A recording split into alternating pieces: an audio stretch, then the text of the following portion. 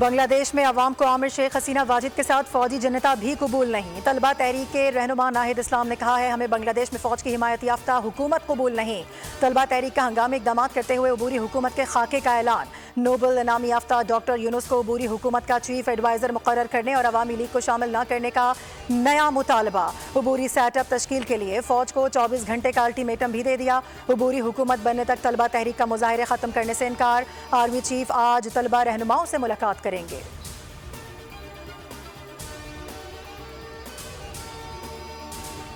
بنگلہ دیشی صدر شہاب الدین کا قوم سے خطاب۔ بنگلہ دیش کی عبوری حکومت کو جلد از جلد انتخابات کرانے اور فوج کو شہریوں اور ریاستی اثاثوں کے تحفظ کے لیے سخت کارروائی کا حکم۔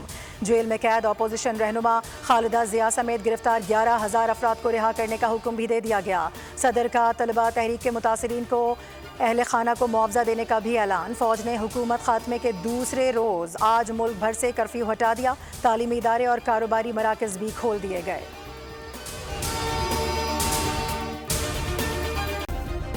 سبسکرائب کریں اور بیل دبائیں تاکہ کوئی خبر رہ نہ جائے۔